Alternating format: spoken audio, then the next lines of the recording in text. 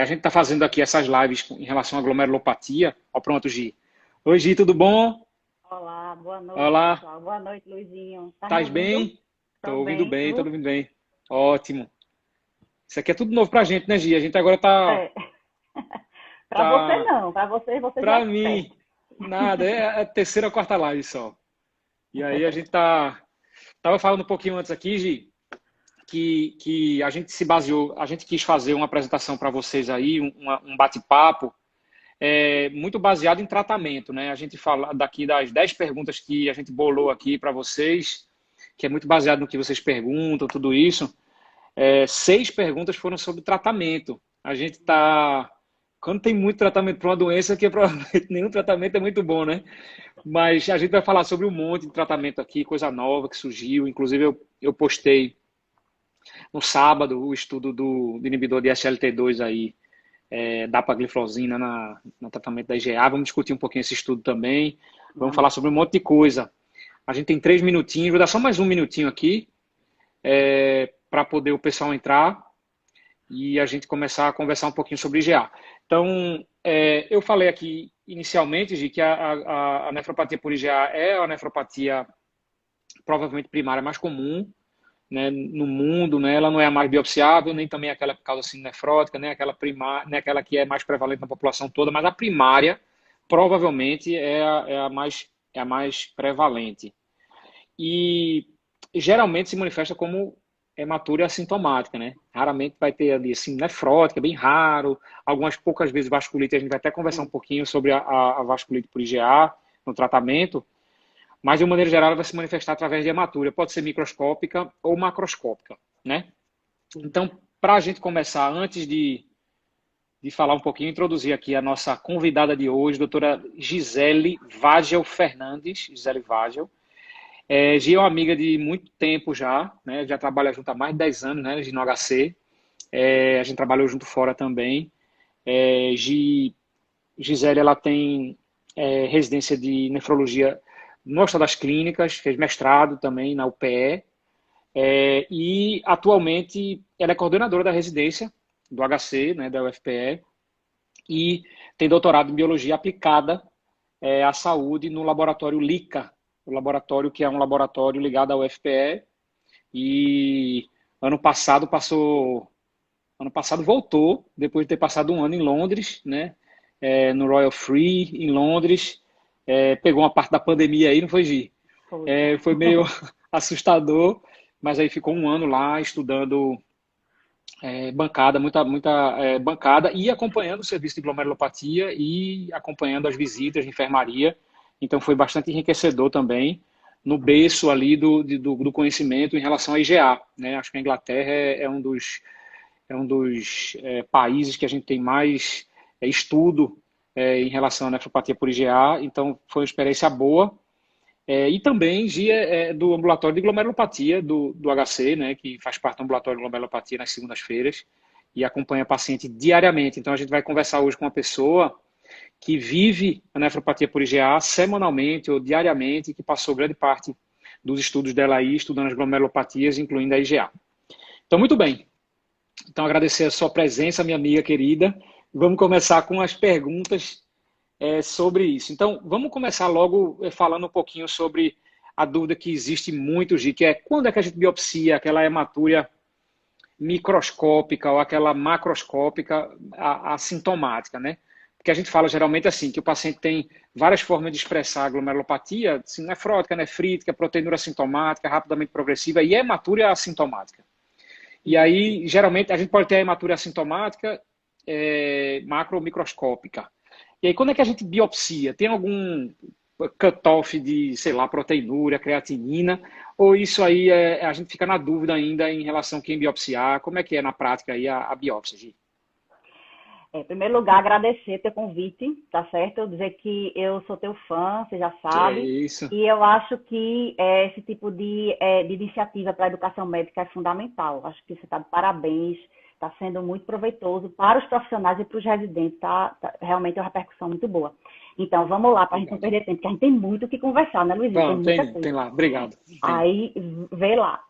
Então, quando biopsiar a hematúria assintomática? Primeiro, a gente tem que se documentar de que é uma hematura glomerular, tá certo? Então, o dimorfismo é importante, tá? Não ficar nessa história, aqui em Recife não faz dimorfismo, não faz bem.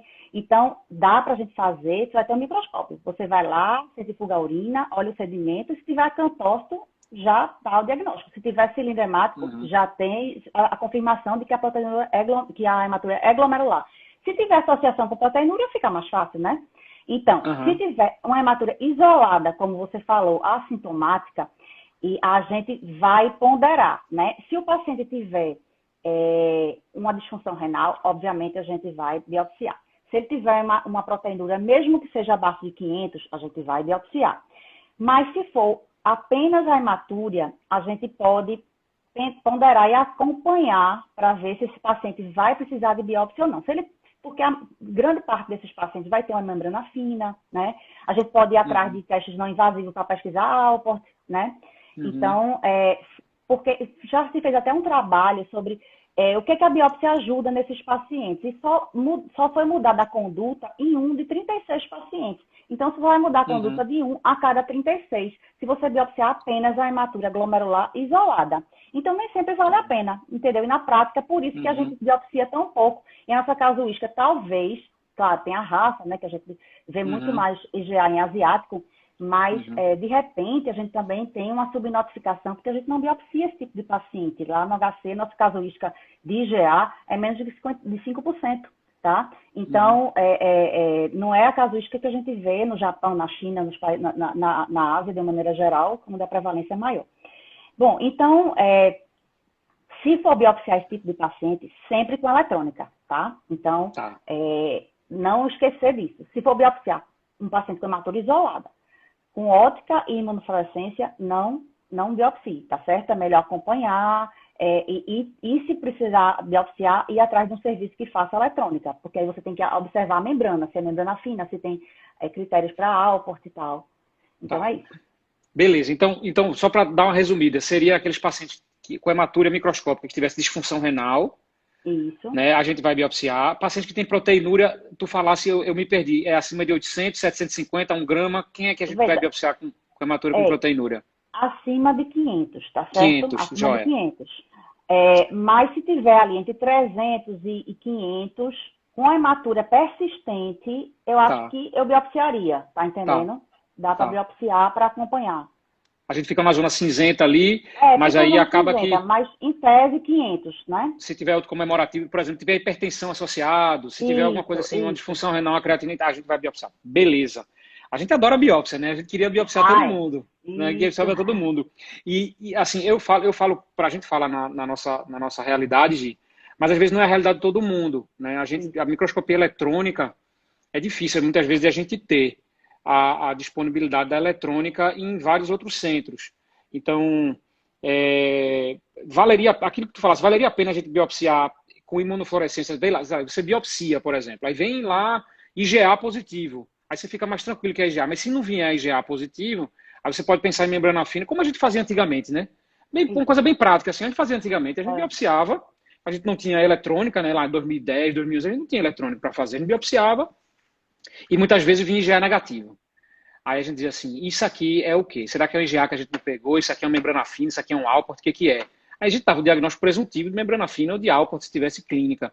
E a gente não conseguia confirmar IgA. Então, eu acho que, sei lá, a gente às vezes é tão difícil de a gente conseguir biópsia, assim, até biópsia, para uma parte, eu recebo muita informação aqui, muita pergunta sobre assim, meu centro não tem biópsia, como é que eu faço para mandar, como é que eu faço para discutir um caso, tudo isso. Então, assim, idealmente, claro, né, que Gisele falou, é essencial, a gente só consegue confirmar o diagnóstico de uma hematura microscópica isolada se a gente tiver eletrônica, para poder a gente confirmar ou descartar qualquer uma etiologia.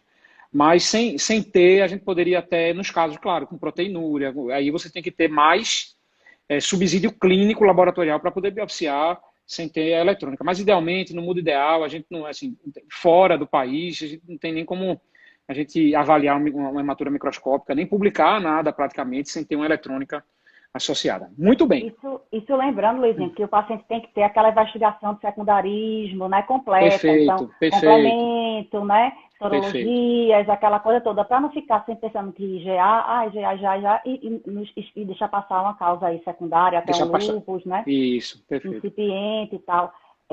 Então, assim, também tem GA secundária, né? Então, mesmo que Uhum, você tenha diagnóstico de GA, você tem que pesquisar vírus, HIV, você tem que pesquisar lúpus também. A gente já teve um caso na paciente de lúpus que teve um GA na uhum, biópsia. Então, assim, uhum. pode ter uma causa secundária também. A secundária também. Então, perfeito. Então, hematura microscópica isolada, vai fazer o secundarismo que a gente fala, é vírus B, vírus C, HIV e VDRL, pesquisar FAM, né? Vai ver anteninha, vai ver consumo de complementos, se tiver tudo normal, aí bate com uma IgA primária para a gente poder fazer a investigação correta. Muito bem. E aí a gente foi lá e biopsiou hoje. E é importante mesmo a biópsia. E assim, a biópsia, só para dizer assim, pronto, é IgA, acabou, maravilha, é IgA, vamos tratar baseado na proteinúria. Ou tem alguma coisa que na biópsia, ou a biópsia te fornece alguma informação a mais, ou existe algum hoje em dia, alguma classificação, alguma coisa que pode te dar mais informações em relação a prognóstico, tratamento, o que a gente espera de ter, como é que está hoje em relação à biópsia e à classificação? Tá, então, como a apresentação clínica pode ser bem heterogênea, né, como você falou, então é importante a gente fazer a biópsia. Às vezes a gente está pensando até em outro tipo de glomerulopatia. Quantas vezes a gente já biopsiou lá no HC pensando em vasculite, quando viu Uhum, era um EGA, né? uhum, Então, é importante a gente fazer a biópsia, primeiro, para dar o diagnóstico. Segundo, para traçar o prognóstico desses pacientes baseado nas lesões que a gente vai encontrar e para definir conduta terapêutica. Se a gente vai certo. fazer, se é uma GA mais light, que a gente vai fazer conduta conservadora, ou se não. A gente encontrou crescentes, a gente encontrou vasculite. Então, vamos lá, vamos tratar mais agressivamente, né? Com imunossupressão Uhum, mais pesada, né?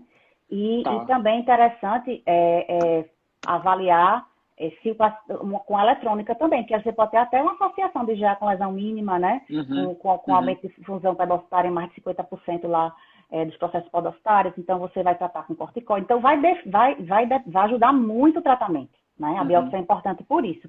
E aí a gente vai classificar, né, com o score mestre, né, que talvez seja até a próxima pergunta, não sei se você quer Isso. Era complementar, a pergunta, né? não, a pergunta é justamente essa, para a gente juntar aqui. Então, a gente tem, depois da classificação, a confirmação do diagnóstico, depois da confirmação do diagnóstico, a gente vai fazer esse MEST-C ou MEST.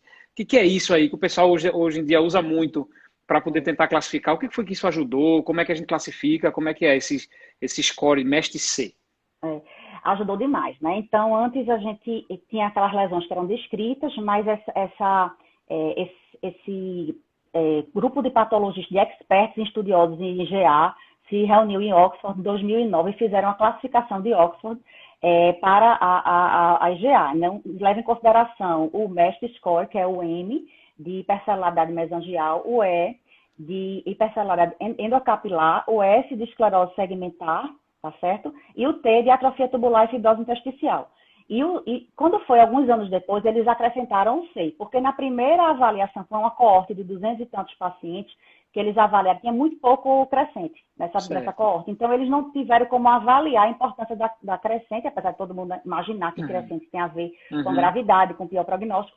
Eles só conseguiram acrescentar isso quando eles juntaram os outros estudos, fizeram um pool lá de estudos com mais de 3 mil pacientes, aí conseguiram um N importante de crescentes, e aí acrescentaram o C, que seria a questão da avaliação das crescentes. Então, você vai pontuar de acordo com o que você encontra. Por exemplo, no M, se tem hipercelularidade mesangial ou não. No S, tem a hipercelularidade endocapilar ou não.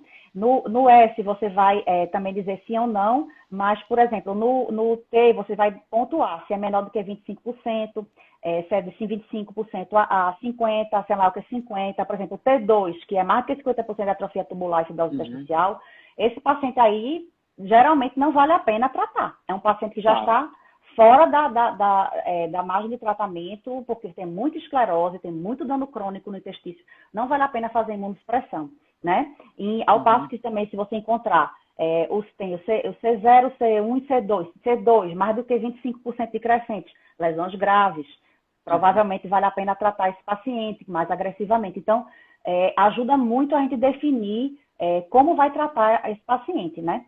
Tá. E o SCORE-E, por exemplo, são aqueles pacientes que têm a hipercelularidade endocapilar, esses aí parecem ter uma boa resposta ao tratamento imunossupressor, né? Certo, Os outros, certo. às vezes, ficam aqui no limbo, mas tem algumas análises dessas lesões que fazem a gente ter mais coragem de tratar.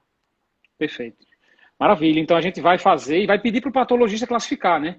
Porque às vezes o patologista não sabe, a gente tem um patologista que tem experiência, mas às vezes quem lauda a biópsia renal, às vezes é um patologista geral, que faz imunofluorescência, faz microscopia óptica em outro serviço. A gente está falando aqui assim para o Brasil todo. Então, assim, tem pessoas existem instituições que não é o patologista especializado em nefrologia que vai fazer. Então você vai lá, exige que ele faça lá a classificação do MEST para você ter um parâmetro em relação a prognóstico, a tratamento, tudo isso que a gente falou. Então, quando vocês receberem a biópsia, se não tiver o MEST lá e for um IgA, vocês vão lá e cobram, tá? Muito bem. Aí, bora lá. Vamos lá. A gente passa agora para tratamento, tá certo? Então, a gente falou já para vocês de quando é que a gente biopsia, a importância da biópsia, como é que a gente classifica essa biópsia. E aí, vamos falar agora praticamente só sobre o tratamento e no final a gente fala um pouquinho sobre o prognóstico. Então, vamos lá. Paciente com nefropatia por IgA. Como é que a gente faz o tratamento? Agora eu vou perguntar o tratamento de medida não farmacológica. As medidas não farmacológicas, elas são efetivas, não são efetivas? O que são as medidas não farmacológicas? Eu acho que a gente, como clínico e médico, a gente precisa talvez investir um pouco mais nas medidas não farmacológicas em relação ao tratamento de qualquer doença, mas especialmente na IgA. O que tu acha, Gil? O que tem aí de evidência e o que você acha que seria o tratamento não farmacológico da nefropatia por IgA? Olha, é o mais difícil, Luizinho, para falar a verdade, né? Porque vai mexer nos hábitos de vida do paciente. Então, a gente precisa melhorar a dieta, diminuir sal, reduzir proteína, deixar a proteína lá na casa de 0,8 gramas por quilo dia, né? Tirar esse paciente do sedentarismo, fazer atividade física, controlar o peso, parar de fumar, fazer estatina, aí você está falando já de tratamento farmacológico, mas não especificamente. Então, controlar a dislipidemia, controlar a glicose, todos os fatores associados que levem a uma sobrecarga na hemodinâmica desse glomérulo, né? Controlar a pressão, né? E aí, controlar a pressão já vai partir para o uso de IEC e BRA, que seria a primeira escolha, né? Mas, em geral, manter a pressão 13/8 ou menor, de preferência 130/75, né, que já mostrou o melhor prognóstico a longo prazo, do que mais alto do que isso. Fazer atividade física, controlar o peso, diminuir sal, abolir tabagismo, tudo isso, né? Mas, assim, isso aí é o difícil, né? Tirar o paciente, acho que o mais difícil hoje em dia, que eu estou aqui na prática, eu acho que tirar o paciente do sedentarismo. Isso aí está complicado, É difícil, né? E é uma doença, assim, mais prevalente em jovens, né? Que seria talvez até mais fácil de a gente colocar para se movimentar, para poder fazer atividade. Não é aquela membranosa que está no idoso, que é difícil de sair do sedentarismo, passou a vida toda sedentária, é mais difícil. Mas muito bem, é uma medida efetiva e que diminui proteinúria. Esse aqui é um tratamento geral para qualquer glomerulopatia, né, Gia? A gente vai ter que fazer isso, sempre essa orientação para todos os pacientes. Agora vamos começar agora para o tratamento medicamentoso, que é que o pessoal gosta. Vamos lá. Então a gente tem mais 40 minutos aqui, vai dar tempo de a gente falar de tudinho, espero que dê. IECA, BRA ou IECA mais BRA? O que a gente faz? Olha, então, para manter o paciente com proteinúria maior do que 500, tá? Ele tem que... A meta é deixar essa proteinúria abaixo de 500. Então, mesmo que o paciente seja normotenso, você vai começar o IECA ou o BRA, tá? Então, o paciente que é normotenso, esqueça esse negócio de associar os dois. Você vai começar na dose baixa, ele não vai tolerar nem chegar na dose máxima. Ele é normotenso, tá? Que você quer fazer para controle de proteinúria, né? Aquele paciente que é hipertenso e tem a proteinúria acima de 500, então aí você vai tentar chegar na dose máxima. Associar os dois, tem um trabalho que é o Cooperate, que ele conseguiu um desfecho melhor em termos de proteinúria quando você associava o IECA com o BRA, né? Fazendo, em vez de chegar na dose máxima de um, fazia uma associação dos dois. Mas isso é muito difícil na prática, principalmente por hipercalemia, sabe, Luizinho? Uhum. Uhum. Mas, assim, a gente tentar otimizar e equilibrar, junto com essas medidas não farmacológicas, é fundamental. Então, todos os Fundamental. trials, hoje em dia, eles deixam o paciente pelo menos 3 meses, né, com Uhum. essas medidas e associado com o IEC ou BRA, para poder ver se esse paciente vai ser elegível para imunossupressão ou não. E no Stop IgA, por exemplo, 1/3 caiu fora. Quando eles fizeram Impressionante, né? a otimização, 1/3 saiu, melhorou a proteinúria, saiu do Uhum. alvo terapêutico e melhorou. Então, é efetiva. Você veja aí, 1/3, né, É, de efetividade, quando o paciente realmente adere e consegue, né, muito fazer. bom.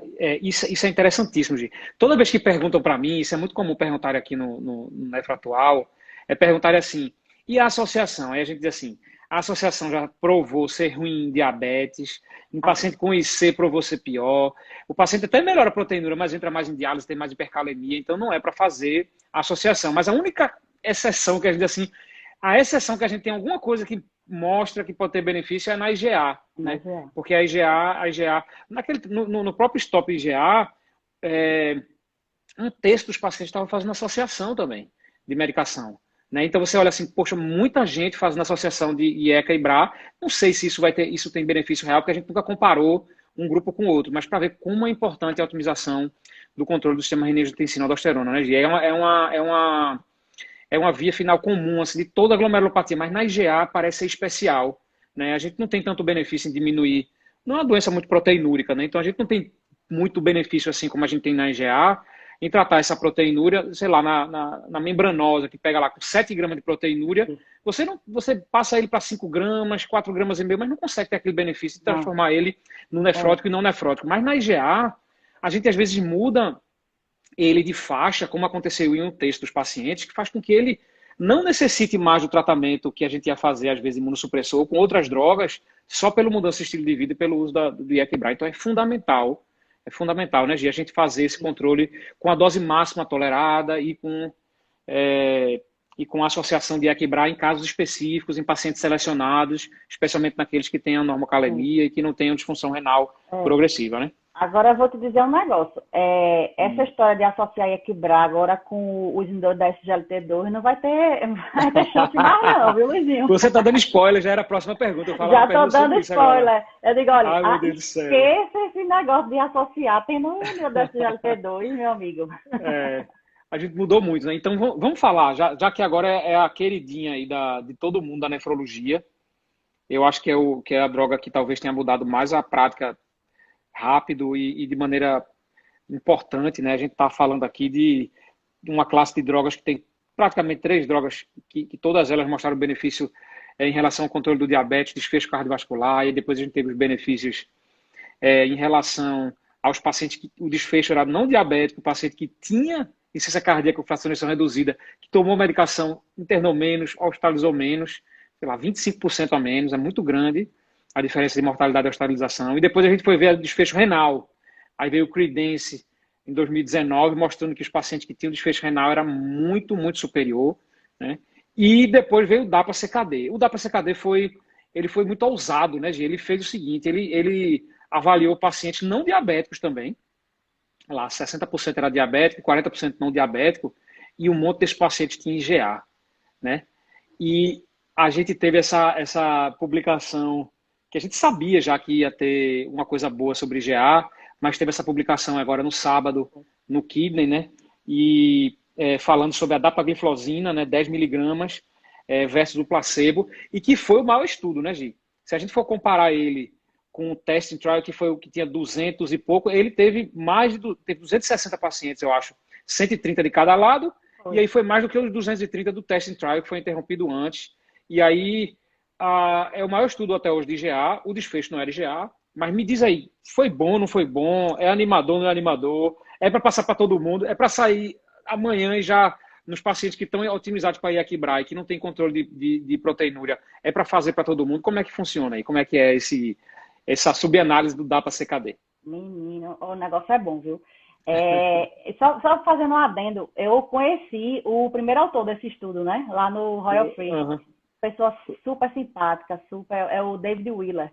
Ele Aham. foi um dos investigadores do Creedence, ele foi o último autor do DAPA-CKD grande, de geral, e ele foi o primeiro autor desse do Kidney, né, que foi a análise somente de IgA, né? Uhum. Então, assim, já existia essa expectativa, né, de ter efeitos muito bons, mas realmente superou minha expectativa, Luizinho. Uhum. Porque se a gente for ver o DAPA-CKD, você tem um hazard ratio de 0,7, aqui você tem de 0,29, de 0,30. Então, assim, Uhum. você protege, você melhora o desfecho em 70%. Enquanto que no É geral muito, né? do diabetes melhorou 30%, que a gente já estava comemorando, soltando fogos. Tava E super feliz, né?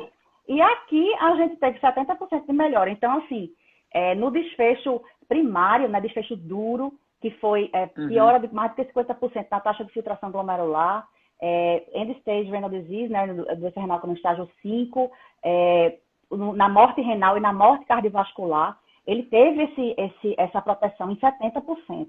Então, assim, muito menos desfechos para aqueles que tomaram a dapagliflozina comparado ao placebo, né? E esses pacientes já estavam usando o IECOBRA, né? Já estavam otimizados para isso, e ainda assim tiveram um benefício a mais, né? E esse Uhum. benefício parece que se manteve como no diabético, né? Então, na taxa de função, na taxa de filtração glomerular, até 12 meses ele é pior, porque tem aqueles efeitos hemodinâmicos, né? Na Uhum. hemodinâmica renal, mas depois, a longo prazo, que eles avaliaram mais ou menos 3 anos, uma mediana de 2 anos, e Uhum. essa curva abre assim, e em relação a desfecho, você começa a ver uma redução de eventos com 8 meses. Então, você começa o tratamento, com 8 meses você está a curva lá disparada. Quem estava tomando placebo, lá em cima com desfecho duro, e aqueles que estavam tomando dapagliflozina com um desfecho muito menos frequente, né? Uhum. Então, assim, eu acho que hoje em dia, se eu já era fã, eu já me considero uma flozinadora. Você também, Já flozinador sou número um flozinador há um aí. tempo já. Já me considerava agora, Ah, então, entendeu? Assim, e eu já assim, vislumbro que a gente vai extrapolar isso para outras homeopatias. aham. Então, eles tiraram do DAPA-CKD lúpus e vasculite, por quê? Ia atrapalhar a análise. Eles estavam Uhum. fazendo uma supressão, então são glomerulonephrites que são realmente pioram e melhoram rapidamente, porque tem aquela proliferação mais importante, então não queriam que atrapalhasse o raciocínio, né? Porque iam estar Uhum. fazendo outras drogas imunossupressoras. Mas, por exemplo, numa paciente lúpica que está lá com a sua função renal estável, com sua proteinúria em remissão parcial, por exemplo, já você sabe que aquilo é sequela, aquilo não é atividade. Por que não, né? Usar uma Uhum. medicação, já está com IECBRA, você vai associa para melhorar a proteinúria, né? O É, desfecho a ideia, o racional é esse, é é, você melhorar a é. hemodinâmica glomerular, né? Para diminuir a sobrecarga glomerular, o refluxo, né? Então, Uhum. realmente, assim, tanto no desfecho primário como no desfecho renal composto, foi fantástico. Foi aí 70%, 75% de melhora, né? Uhum. Com realmente as curvas são impressionantes, né? Impressionante, impressionante. Impressionantes. Deixa Muito eu. melhor, Agora inclusive, vamos do que fazer. eu. Bom, mas vai. Mas vamos fazer. ISLT2, eu amo ISLT, você sabe disso. Eu gosto de falar sobre ele, eu sou um grande entusiasta. Mas vamos fazer. Deixa eu fazer um advogado do diabo aqui também, que Vamos lá. tem muita gente perguntando não, na verdade, né? Eu fiquei refletindo no sábado, quando eu li esse estudo, sobre alguns aspectos. O primeiro aspecto é o seguinte: é um estudo pós-hoc, assim, é um estudo que não foi. A gente não estudou nefropatia por IgA. Né? A gente estudou outras doenças renais que tinham relação albumina-creatina acima de 200 miligramas por grama. Aí já vem um dos questionamentos. Poxa, a gente não usa albuminúria para poder avaliar tratamento ou não tratamento em paciente com IgA. Vou fazer só o que a gente faz de diferente. Dois, a gente não tem, e eu vi a apresentação do seu chefe lá, dizendo que eles não têm a classificação MEST desses pacientes, da IgA Não, desses tem não, tem pacientes. não. Tem Eles não. não têm Eu classificação vi. MEST. A terceira coisa a gente sabe que o controle pressórico era rigoroso, mas a gente não tem muito comparativo e será que a gente alcançou o menor do que 125 por 75 nesses pacientes. A maior parte das vezes estavam fazendo essas medicações. E é um estudo secundário, né? É uma análise secundária, e essa análise secundária, não sei se tem N suficiente para a gente mostrar, mas é o maior trabalho de GA que a gente tem até hoje, é esse, se a gente for comparar os dois, né? Então, eu fico na dúvida em relação a isso, mas você sabe, que muita gente, que eu sou um entusiasta, e eu acho que vale a pena a gente tentar tratar os pacientes que com a otimização de Minidodia e BRA não conseguiram atingir a meta da gente, né? Eu acho que vale a pena fazer isso, principalmente porque a gente está falando de desfecho duro. A gente não está falando aqui de duplicar a creatinina, diminuir 50% de proteinúria, coisas que a gente sabe que é endpoint numérico, mas não é endpoint duro. A gente está falando aqui em entrada em diálise, piora de 50% da função renal, morte cardiovascular e morte por causa renal. Então é importante falar nisso. Mas muito bem, eu sou entusiasta também e também acho que pelos estudos que a gente vê nas outras drogas, deve ser uma coisa classe dependente, né? Deve ser classe dependente, não deve ser só da dapagliflozina. Muito bem, eu só para comentar para o pessoal aqui, que a gente está com 30 minutos de live, falta mais 30 minutos, a gente vai responder tudo. E eu desativei os comentários, que estava travando um pouquinho. Então, se vocês tiverem pergunta, tem um lugarzinho aqui para vocês perguntarem. Vocês perguntam que depois a gente vai tentar responder em tempo ainda. Muito bem, Gi. Então, é uma boa opção. Agora, eu pulei alguma coisa, foi? Eu não estou vendo aqui. Ah, não, tá ali. Pronto. Eu posso pular, vou inverter aqui a pergunta, vice? Antes de a gente falar sobre a hidroxicloroquina, bora perguntar sobre o corticoide? Corticoide. Porque, assim, até pouco tempo, eu vou falar um pouco do histórico, do que a gente viveu, né? O que eu vivi quando eu era residente. Era assim, quando eu era residente, o paciente tinha nefropatia por IgA. Se ele tivesse mais do que 1 grama de proteinúria, depois de otimizar e equilibrar, a gente fazia, nos pacientes que tinham função renal normal, o esquema POSE. Que todo mundo falava, faz um POSE, faz o POSE. POSE, esquema só com corticoide, faz pulso 1,35 e depois meio miligrama por quilo e vai. E para quem tem função renal acima de 60 de clínicos. Quem tinha creatinina entre 1,5 e 2,5 mais ou menos, aí fazia o esquema Balardi, que foi um esquema... POSE foi de 99. O Balardi foi de 2007, não sei, 2006, não sei agora.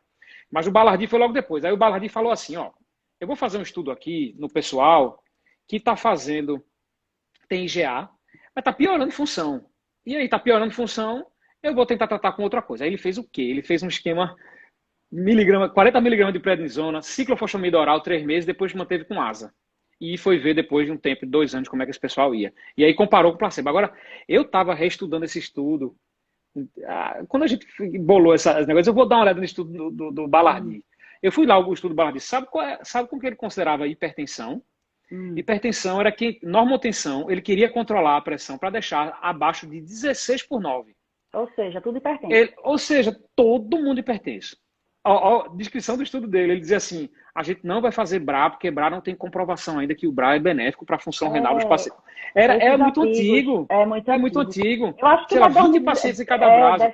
7, sei lá, 2000, não sei. E é 2005, não lembro agora, o Balardi de quando é. É porque o humano que assim foi um pouco mais bem feito, né, foi em 2009, né? Já foi depois. Foi aquele que já usou Ramipril no braço como, isso. Né? Aí já otimizou. Já otimizou. E Ramipril com prednisona, né? E aí foi 2009, ou seja, POSE foi 99, Mano foi 2009. E aí já teve um resultado até mais legal, humano. Confirmou a ideia da imunossupressão. E aí a gente fazia isso direto, Gi. A gente faz isso direto no ambulatório de GA, todo mundo, até aparecer os outros estudos, que foram estudos aí sim, maiores, multicêntricos, né? Porque o POSE foi unicêntrico, o Balardi na Inglaterra foi unicêntrico, né? Estudo pessoal, a pessoa não sabe direito como é que são os dados. E aí a gente tem os grandes estudos da década aí de 2015 até 2017, 2018, que foi o Stop GA e o Testing Trial. Vamos falar um pouquinho sobre eles aí, Gi. O Stop GA e o Testing Trial, o que foi que ele trouxe para a gente? Que balde de água fria foi que ele trouxe para a gente em relação da IgA? O Stop GA é o seguinte, foi aquele que já 30% de cara saiu porque melhorou com as medidas não farmacológicas e equilibrar e tal. E assim, ponto de corte dele foi 750 miligramas, né? Então, não era também uma proteinúria, os que tinham proteinúria maior que 3 gramas, saía fora. Então, era uma proteinúria mais leve, né? Aí ele foi e colocou os pacientes que já estavam com equibras, 162 pacientes, e fez um braço, né? Corticoide e um braço placebo, né? E viu que realmente o braço que fez corticoide, uma análise de 3 anos, diminuiu proteinúria, mas isso não se refletiu em melhora de função renal, tá? Então, o desfecho duro não teve.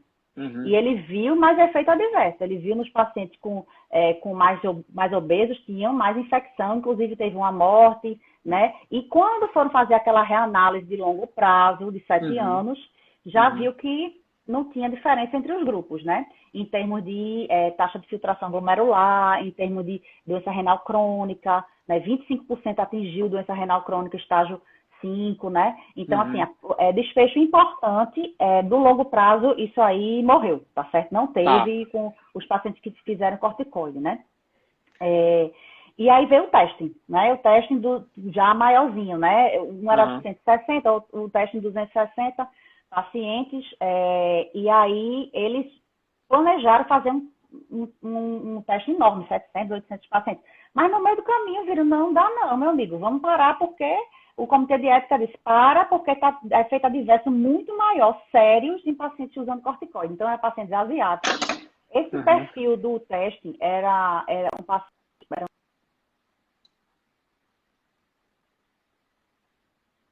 mais rápida, os top GA, que eram mais caucasianos. Então, o testing era um paciente mais rapidamente progressores, certo? Então, mesmo assim... Gi, tu bloqueasse um pouquinho, travasse um pouquinho, tu travasse um pouquinho, repete só pra gente aqui, travou um pouquinho e voltou agora, repete só pra gente um pouco agora, qual era o perfil do paciente, porque na hora que tu falava o perfil do paciente, aí parou um pouquinho, travou. O perfil do paciente do testing eram pacientes mais asiáticos, tá certo? E eles tinham um declínio da taxa de filtração glomerular mais rápida do que o paciente dos top GA, né? Quando você ia comparar o placebo de um para o placebo do outro, entendeu? Mas, realmente, assim, se você for ver na análise curta que eles fizeram, parecia ter mais benefício do desfecho composto, em termos de melhora de menos piora da taxa de filtração glomerular, de falência renal e de morte por causa renal nos pacientes que usavam corticoide. Então, teve um certo benefício, porém, foi terminado precocemente por isso, porque teve muito efeito adverso. E eles utilizaram metilprednisolona oral, que a gente olha lá, eles usaram em torno de 48 miligramas. Quando a gente vai converter, é 60 miligramas de pred, né? É muito, né? 60 miligramas é muito, entendeu? Muito, e outra coisa, os asiáticos são xoxinhos, mais xoxinhos. Pequenininho. Xoxinho é pequenininho. Eles são pequenininhos, miudinhos, são miudinhos. Miudinhos. Tu vai dar uma parada dessa de corticoide. E as condições lá, né, na China, né, feito Brasil, né? Mais chance de infecção e tal. Então, assim, é perigoso. A notícia foi, a principal mensagem, é perigoso o corticoide. Não vá fazendo assim, vamos analisar quem realmente precisa, né? E aí a gente ficou... A gente ficou triste, né? Triste. Eu me lembro de eu estar lendo esse estudo, eu disse, meu Deus do céu, eu estou muito triste aqui. Ele foi parado antes. Aí ele matou mais. Pneumonia, mataram, acho que foi 2 pacientes morreram, eu acho, no período de pneumonia. Eu disse, meu Deus do céu, a gente faz isso aqui e a gente não tem ideia do que a gente está fazendo. E aí um monte de gente chegou e colocou depois no editorial, a gente devia fazer antibiótico profilático, devia fazer aqui Bactrim 3 vezes por semana para esse pessoal, para poder eles não terem infecção oportunista. E aí o pessoal, não dá para fazer, foi interrompido antes. Outros disseram assim, o estudo foi interrompido antes, a gente não tem como tirar nenhuma conclusão. Né? Eu disse, mas meu amigo, foi interrompido antes que estava matando mais. Né? A gente tem que ter uma conclusão que isso aqui mata mais. Né? Então a gente ficou triste, não foi? A gente disse, e agora? O que a gente vai fazer? E agora? O que a gente vai fazer para tratar? Pois é, eles estão até tentando retomar, mas com a dose menor, com antibiótico profilático. Parece que não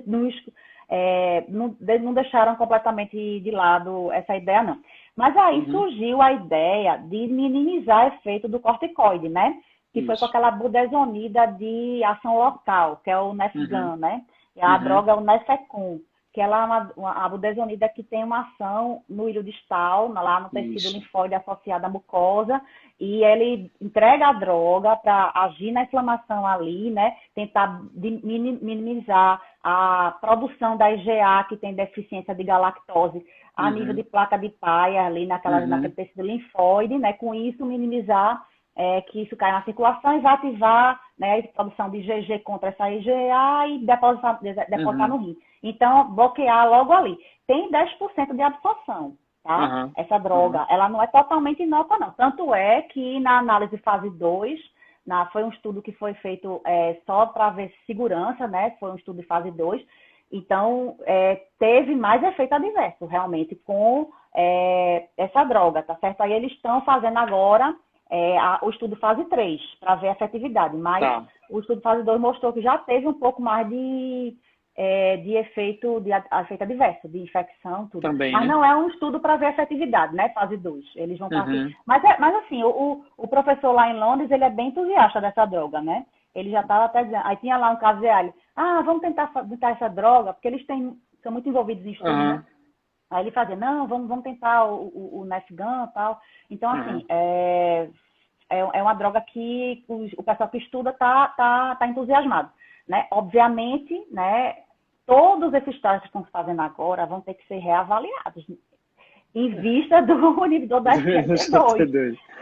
Porque todos eles vão sair um resultado. Mas se tivesse usado o inibidor da SGLT2, tu ia conseguir esse resultado? Né? Talvez então, não. A maior discussão agora é essa. Será como é que a gente vai fazer os trials em andamento? Já foram aprovados, já estão seguindo, como é que vai ser? Vai ter, acho que vai ter esse meio termo aí, vai sair muito trial que não usou, e depois a gente vai conseguir associar as duas coisas, né? Otimizar melhor e depois, de repente, avaliar para os casos que realmente precisam usar corticoide e, quando usar, se possível, essas formulações de ação local, né? Tentar minimizar o efeito adverso. Muito bem. Ok, então corticoide é isso. Agora, aqui para nós, fala aí. A gente usa corticoide de vez em quando, né? Nos pacientes. Quem é que a gente usa? E quem é aquele, assim, quem seria aquele paciente com IgA que você chegaria a dizer, esse paciente aqui merece. Esse aqui merece. Esse paciente aqui, eu me lembro que tinha o esquema, eu não esqueço por causa da residência, dizia assim, acima de 60 é POSE, entre de clínica de creatinina. Se tiver entre 30 e 60, a gente faz o Balardi, entre 1,5 e 2,5 de creatinina. E se o paciente tiver uma rapidamente progressiva, a gente usa um esquema chamado Tumlin, que era um esquema que você fazia ciclofosfamida EV, tratava como se fosse um NIH, o paciente. É verdade. E aí era pauleira, rapidamente progressiva, IgA e tal. E aí, me diz um pouquinho aí, quem seria, Gi, aquele paciente que você selecionaria, em que você pesaria, assim, risco e benefício de corticoide em relação à progressão, você diria assim, poxa, esse paciente aqui, ele tem, sei lá, um mestre C2 aqui, o componente C2, aí eu vou fazer, é um rapidamente progressivo. Quem é o paciente que você escolhe? Vamos tentar fazer um curso aqui para ver se melhora alguma coisa, de olho infecção. Quem é que tu faria? Porque isso é difícil. Tu quer fazer um guideline, né? Um fluxograma. Eu vou fazer um fluxograma. E aí colocar depois aí no defratual. Vamos lá. Quem não fazer, tá certo? Proteína menor que 1 grama, de jeito nenhum, tá certo? Ele tem lá o seu T2 na biópsia, a fibrose testicial, atrofia tubular maior que 50%, passou do ponto de não retorno, esqueça, tá certo? A maioria dos trials não usa naqueles com clínica abaixo de 30, tá? Mas aí você vai pesar de acordo com a biópsia que você encontra. Será que tem lesões reversíveis, né? Vai que ele tem crescentes? Vai que ele tem sinais de vasculite? Né? Então, assim, com certeza, ser agressivo nos casos de vasculite associada a IgA, que é como a gente vai tratar como vasculite, tá certo? Perfeito. Como se fosse uma vasculite ANCA positiva. Se for uma rapidamente progressiva também, crescêntica, com mais de 50% de crescentes, não tem o que discutir, vai tratar com ciclofosfamida e corticoide, tá? Aqueles que têm proteinúria acima de 3 gramas ou com síndrome nefrótica, né? Principalmente se tiver na eletrônica lesões que surgiram lesão mínima, fusão podoxária. Então, com certeza, a corticoide. Esses têm bastante benefício em termos de redução de proteinúria, porque eles se comportam como lesão mínima. Então, você trata com corticoide, né? Aí chega nessa coisa que tu tá me perguntando aí, me deixando na encruzilhada. A zona cinzenta. A zona cinzenta é aquele doente que já fez 3 a 6 meses de equibrar, mudança de estilo de vida, né? Quem sabe aí do SGLT2, e está lá com sua função renal legal, né? Taxa de filtração glomerular maior que 50% e tem uma proteinúria maior que 1 grama. Esse perfil, né, maior que 1 grama, taxa de filtração maior que 50 ml por minuto, é o que o Cadico orienta que vale a pena fazer um trial, tá certo? Tá. Com corticoide, tá certo?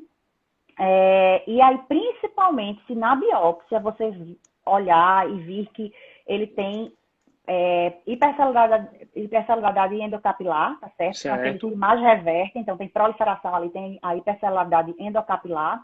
E se ele tiver também crescente, C1 ou C2, tá certo? Tá. Então, você vai fazer corticoide com certeza, tá? Eles têm o pior prognóstico, esses que tem E e tem C, tá certo? Tá. E beleza, então... Pode dizer. Para fechar, você também pode avaliar de acordo com a tendência desse paciente. Se é um paciente que você está otimizando, e ele só faz piorar a proteinúria, você vê que ele está perdendo função renal, né? Então, por mais que ele não tenha crescente, você vai tratar, obviamente, com corticoide, né? Então, clínico mal que 30, né? A gente trata. Então, assim, nesses casos, a gente tem que ver a tendência, a curva de tendência desses pacientes. Certo.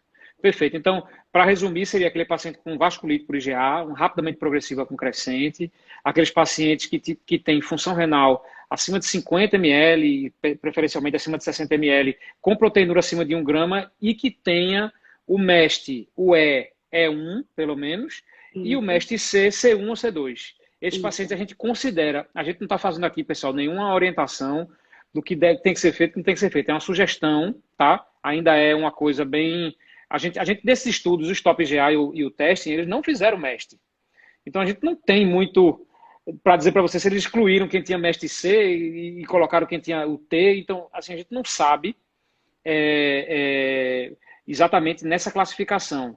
Então, não é a sugestão, mas é uma coisa que a gente, por ver mais, a gente sugere que seja feita uma tentativa de corticoide nesses pacientes, sempre observando o risco de infecção, risco de hipertensão, de diabetes, de ganho de peso, tudo isso que pode prejudicar o tratamento. Muito bem. Lembrar sempre de conversar com o paciente sobre os riscos, tá certo? Então, se o paciente é sobrepeso, saber que ele vai aumentar o peso, se ele não se cuidar, a tendência é ganhar peso, né? Infecção latente, Luizinho, a gente tem que lembrar muito, né? Tuberculose, hepatite B, silenciosa aí, portador crônico, né? Sempre fazer a sorologia, tudo. Então, a gente tem que estar atento à reativação de vírus. Todos os cuidados com o uso do corticoide. Muito bem. A gente está com 10 minutos só agora, gente. Tu acredita? Viva, Maria. 10 minutos. Então, rapidinho. Hidroxicloroquina. Trabalho chinês aí mostrando que melhora mesmo. Como é que é isso? Hidroxicloroquina. Vamos voltar para o hidroxicloroquina aqui. É a questão 7, que depois a gente vai para 9 a 10. A 9 a 10, a gente vai um pouquinho mais rápido depois, apesar dela ter mais... É mais um bate-bola assim. Hidroxicloroquina. Estudo chinês...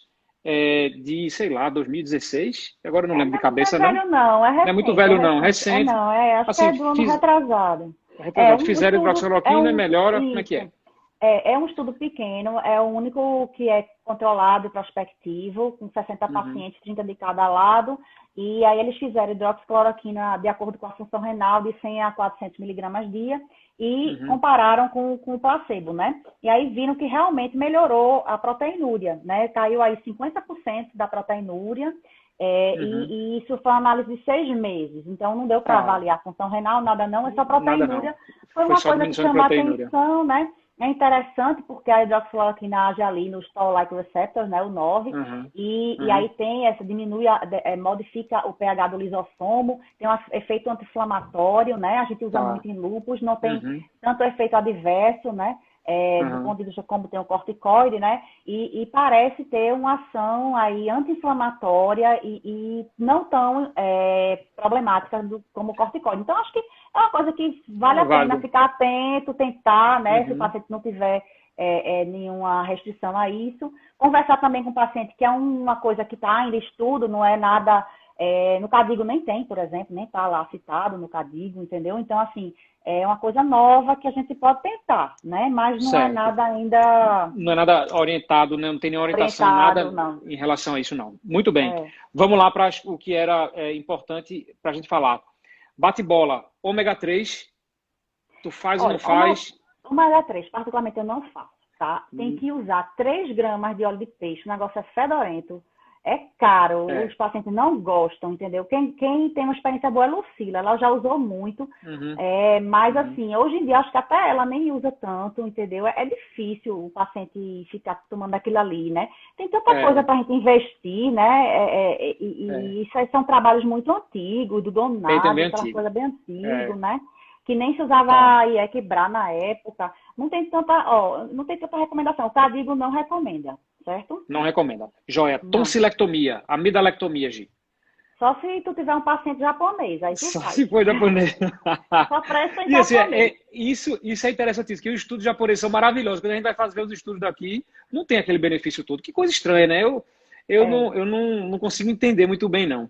Eu estava com a paciente no consultório que ela, toda vez que tinha infecção de garganta, tinha uma rapidamente progressiva. Aí é Ela bom. tinha, fazia IgA, tem o IgA, fazia lesão de garganta e fazia um rapidamente progressivo. Ela está com 25 anos já, teve diversas dessa, e aí eu indiquei tonsilectomia para ela. Ela parou de ter lesão de garganta e parou de ter rapidamente progressiva. Mas Maravilha. não é um caso de dia a Você, dia. Não é para você não, você, indicar para todo mundo, não, entendeu? você está personalizando o seu tratamento. Exatamente, E qual é a individualizando. ideia?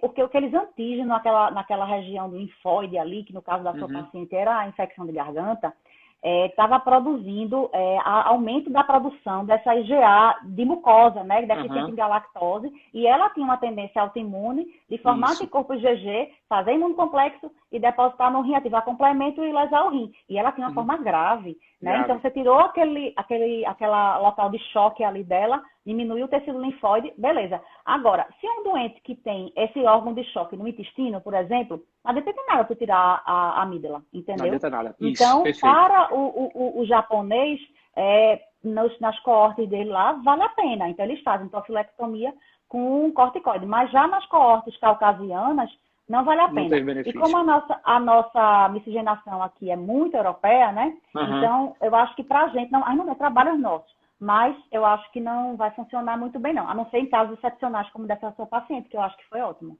Joia. Beleza. O pessoal pergunta muito: dieta pobre em glúten e probiótico. Isso aqui todo mundo gosta de falar. A gente tem 5 minutos. Vamos lá. Ave Maria. Um. A dieta pobre em glúten tem um racional interessante, porque foi visto que os pacientes celíacos têm mais IgA do que os não celíacos. Foi visto um trabalho finlandês aí. E tem uns trabalhos experimentais em ratos, porque o rato, ele não produz IgA, a IgA1, tá? Que é a do Uhum, humano. uhum, Então tem que ser um rato transgênico. Aí pegaram os ratinhos transgênicos, fizeram lá 3 gerações sem dieta com glúten, dieta sem glúten, e eles tinham melhora da inflamação lá, de imunocomplexo, etc. Botava o glúten na jogada, era a piorava. proteína, era a confusão. Então, tirava o glúten e melhorava. Então, assim, trabalho experimental, beleza. Trabalho em humano, tem um bem antigo italiano, que ela fez uma coorte de 30 pacientes lá, parece que melhorou, mas bem antigão, na época que não tinha nem a quebrar Uhum, direito. Então, assim, a gente não tem muita documentação. É uma dieta difícil, tá certo? Difícil demais. Se você tirar uhum, completamente por muito tempo, você pode deixar o doente intolerante ao glúten, né? Então, na uhum. prática, eu peço para o doente diminuir, tá certo? Tá. Até porque se ele for usar corticoide, né? Tu já tem que tirar trigo aí da jogada por Uhum, causa de carboidrato. Então, você orienta tentar reduzir, mas acho que tirar sem glúten completamente é completamente. difícil. Acho que não. Muito bem. Probiótico, alguma coisa? Probiótico não tem muitos dados. O que é que se Uhum, vê? Que realmente os pacientes com IgA têm uma flora pior em termos de bifidobacterium, aquela coisa mais uhum, streptococcus, menos bifidobactérios. E aí admitiu-se que talvez, né, e até pelo racional daquela coisa ali do tecido linfóide, né, os uhum. antígenos ali, de repente, você melhorar a flora, talvez tenha alguma coisa, mas não tem nada comprovado ainda, Comprovado né? ainda.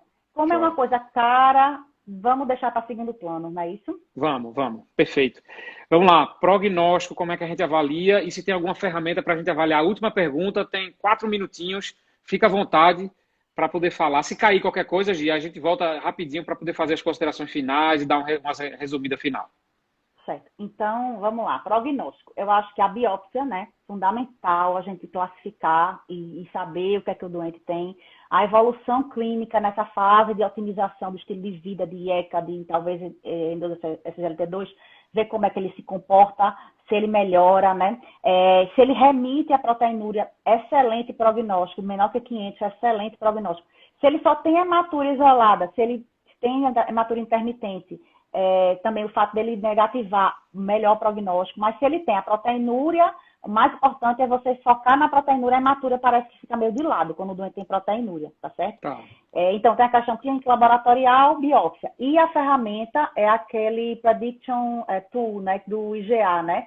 Que está no QXMed. Então, você pode acessar lá naquele calculator do QXMed e baixar essa IGA Prediction Tool, que é uma ferramenta bem interessante, que você bota lá raça, idade, dados da biópsia, se ele fez imunossupressão prévia, e aí ele vai dar o risco no tempo que você coloca. Você quer que ver o risco em quanto tempo? Em 5 anos? O risco dele ter uma doença renal crônica estágio 5, nos próximos meses ou anos que você vai colocar aí. E aí você, baseado nesse risco, você pode pensar em tratamento, mas é uma ferramenta que não é feita para avaliar tratamento, porque a maioria dessas coortes foram feitas observacionais sem levar em consideração o tratamento, né? Então, assim, os mestres, por exemplo, os coortes que avaliaram o prognóstico do mestre não levaram em consideração o tratamento, né?